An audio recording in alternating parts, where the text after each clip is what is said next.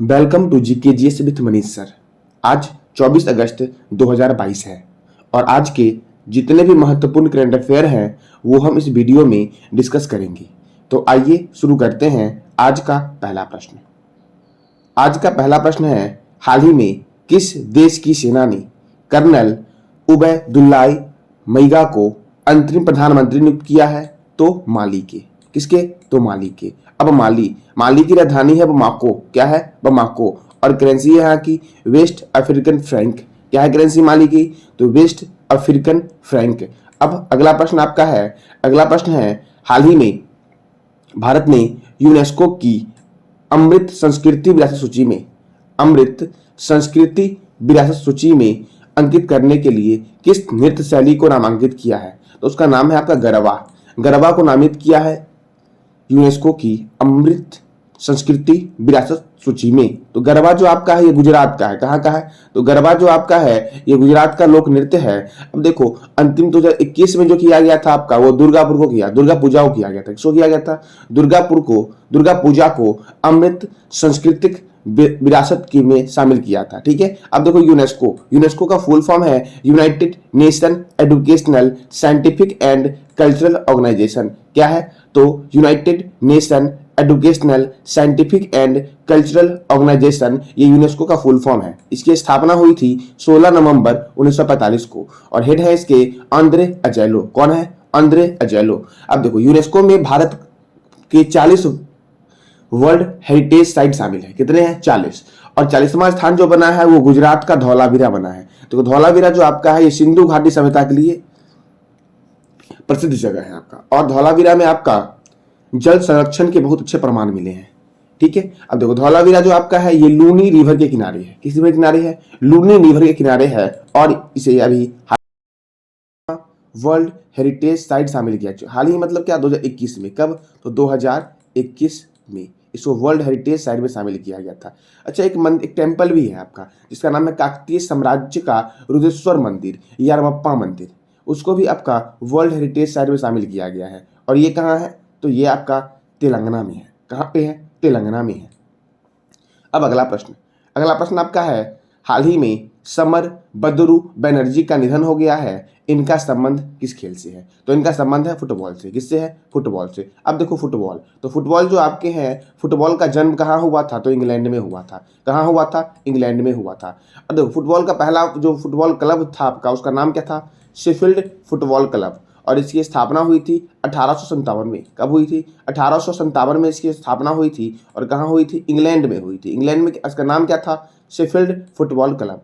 अब देखो, भारत में फुटबॉल जो आपका है वो अंग्रेजों के द्वारा लाया गया था। और भारत का जो पहला फुटबॉल क्लब है उसका नाम है डलहौजी क्लब। क्या नाम है? डलहौजी क्लब, कलकत्ता में है। अब देखो, फुटबॉल का जो सर्वोच्च संस्था होता है उसका नाम है फीफा। फीफा का फुल फॉर्म क्या होगा? तो federation international D football association. क्या होगा?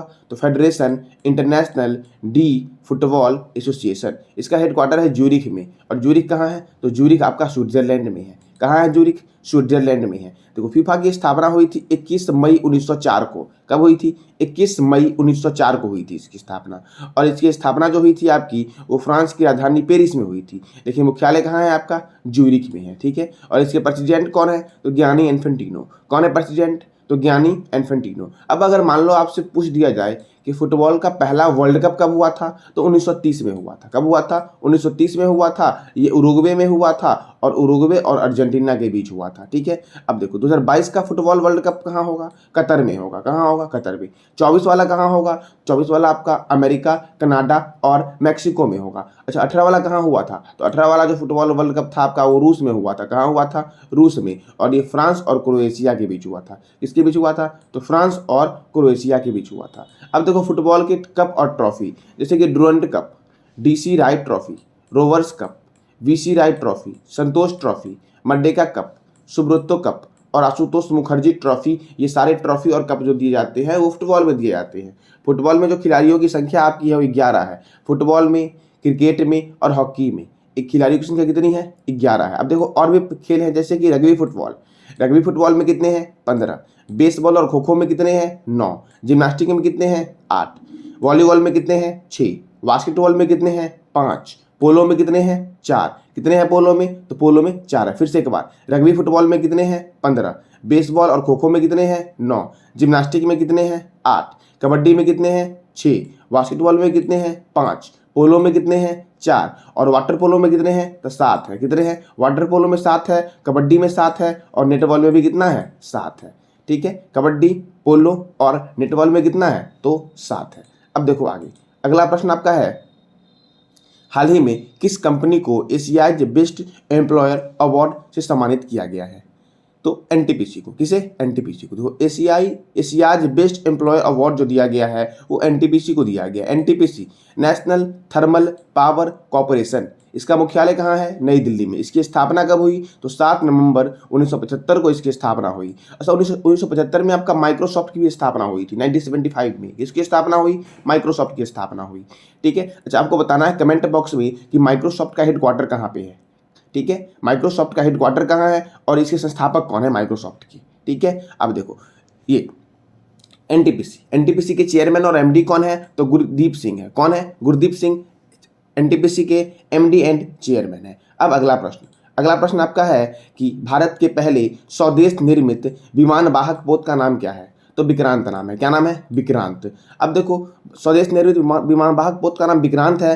तो देखो तीनों सेनाओं के बारे में बता रहा हूं मैं कि तीनों सेना का मुख्यालय जो आपका है वो कहाँ है, तो तीनों सेना का मुख्यालय जो है वो नई दिल्ली में है। कहाँ पे है, नई दिल्ली में है। अब देखो इंडियन एयरफोर्स जो आपका है ये अपना डे मनाता है 8 अक्टूबर को। ठीक है, और इंडियन एयरफोर्स के चेयरमैन जो आपके हैं वो है विवेक राम चौधरी। कौन है, एयर चीफ मार्शल विवेक राम चौधरी हैं। अब आर्मी डे कब मनाया जाता है, तो 15 जनवरी को मनाया जाता है। और आर्मी डे तो chief of the army staff जो आपके हैं वो है जनरल मनोज पांडे। कौन है, जनरल मनोज पांडे। अब नेवी डे मनाया जाता है 4 दिसंबर को। और इंडियन नेवी के चेयरमैन हैं आपके chief of the naval staff admiral R Hari Kumar. कौन, तो आर हरि कुमार। फिर से एक बार, इंडियन एयरफोर्स के चेयरमैन कौन है, तो विवेक राम चौधरी। इंडियन आर्मी के चेयरमैन कौन है, तो मनोज पांडे। और इंडियन नेवी के चेयरमैन कौन है, तो एडमिरल आर हरि कुमार है। कौन है, तो एडमिरल आर हरि कुमार है। तो ये आपके हो गए तीनों सेनाओं के बारे में। और तीनों सेनाओं का हेडक्वार्टर कहाँ पे है, नई दिल्ली में है। कहाँ पे है, नई दिल्ली में।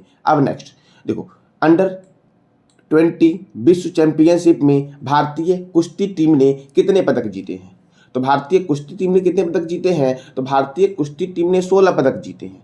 कितने जीते हैं, 16 पदक जीते हैं। अब देखो ये जो अंडर 20 विश्व चैंपियनशिप था इसका आयोजन कहाँ हुआ, तो बुल्गारिया के सोफिया शहर में हुआ। कहाँ हुआ, बुल्गारिया के सोफिया शहर में हुआ। और इसमें भारत को कुल जो मेडल मिले, पदक जो मिले वो 16 मिले। 16 में 1 गोल्ड है, 4 सिल्वर है और 11 ब्रॉन्ज मेडल है। और 11 कितने मेडल है, 11 कितने मेडल ब्रॉन्ज है, तो 11 मेडल जो आपके हैं वो ब्रॉन्ज है। ठीक है, अब देखो 7 ऑप्शन में क्या है, 7 भी है ना, तो 7 किसमें जीता था, तो 7 इसने टोक्यो ओलंपिक में आपका भारत ने 7 मेडल जीता था। और भारत 48 स्थान पे था। कितने स्थान पे था, 48। अब देखो 19 भी है ना, तो 19 आपका टोक्यो पैरा गेम्स में, टोक्यो पैरा ओलंपिक्स में भारत ने 19 मेडल जीता था और भारत 24वें स्थान पर है। ठीक है, और 16 मैंने बता ही दिया। अंडर 20 विश्व चैंपियनशिप में भारत की कुश्ती टीम ने कितने जीते, 16 जीते। अब देखो 61, अभी हाल ही में कॉमनवेल्थ गेम हुआ था।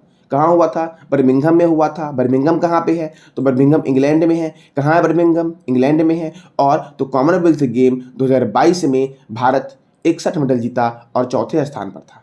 कितने स्थान पे था, चौथे स्थान पे था। ठीक है, तो आपको बताना है कि कॉमनवेल्थ गेम में टॉप पे कौन था, टॉप पे कौन सा देश था।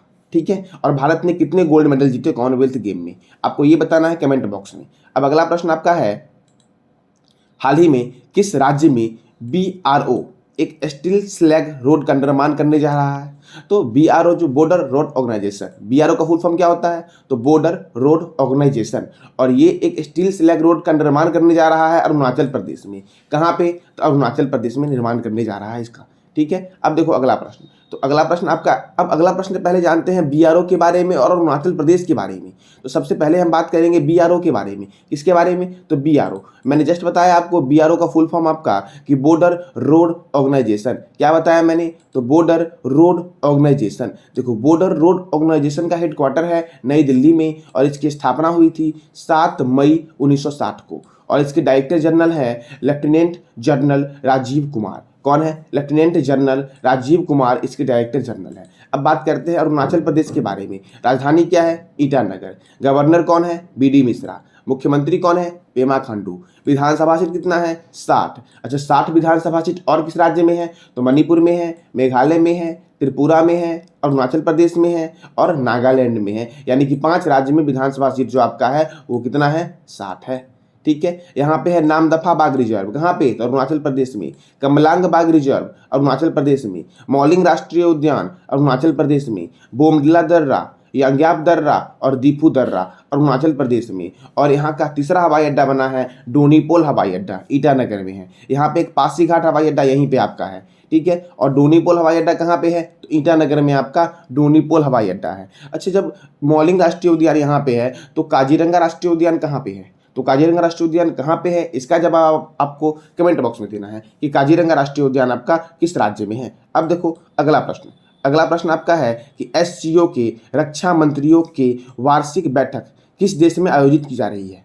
एससीओ मतलब संघाई कोऑपरेशन ऑर्गेनाइजेशन के रक्षा मंत्रियों के वार्षिक बैठक किस देश में आयोजित की जा रही है? तो ये आयोजित किया जा रहा है तजाकिस्तान में। कहाँ किया जा रहा है? तजाकिस्तान में। अब देखो तजाकिस्तान की राजधानी है दुशानबे।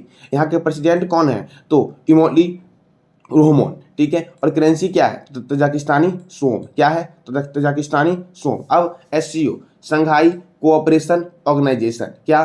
तो संघाई कोऑपरेशन ऑर्गेनाइजेशन, इसका हेडक्वार्टर कहाँ है? बीजिंग में है। कहाँ हेडक्वार्टर? तो इसका हेडक्वार्टर है बीजिंग में। स्थापना कब हुई इसकी? तो इसकी स्थापना हुई आपकी 15 जून 2001 को। कब हुई? तो इसकी स्थापना हुई आपकी 15 जून 2001 को। इसमें मेंबर कितने हैं? मेंबर 8 हैं। कौन कौन है? China, India, Tajikistan, Kyrgyzstan, Pakistan, Russia, Tajikistan और उज्बेकिस्तान, ये इसमें मेंबर है। किसमें? तो संघाई कोऑपरेशन ऑर्गेनाइजेशन के जो मेंबर आपके हैं वो यही 8 मेंबर आपके हैं। ठीक है, अब देखो मैंने कल पूछा था आपसे कि इजराइल के पूर्व प्रधानमंत्री बेंजामिन नेतन्याहू की आत्मकथा का नाम क्या है? तो बीबी माई स्टोरी है। क्या है? बीबी माई स्टोरी। और इजराइल की राजधानी क्या है? जेरूसलम। प्रेसिडेंट कौन है? Isaac Herzog. प्राइम मिनिस्टर कौन है? Yair Lapid. करेंसी क्या है? New shackles. क्या है? New shackles. अब देखो इससे और भी बहुत सारे आत्मकथा आए थे, जैसे कि विश्वनाथन आनंद की आत्मकथा थी।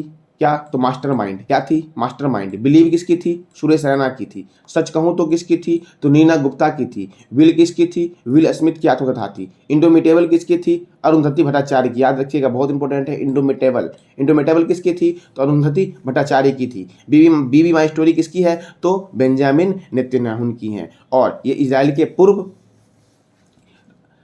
पूर्व राष्ट्रपति थे। तो देखो इजराइल की राजधानी क्या है? जेरूसलम। प्रेसिडेंट कौन है? Isaac Herzog. और प्राइम मिनिस्टर कौन है? Yair Lapid. कौन है? तो यायर लैपिड। तो ये था आपका आज का करंट अफेयर। अगर आपको जानकारी अच्छी लगी हो तो लाइक करें, सब्सक्राइब करें और शेयर करें। धन्यवाद।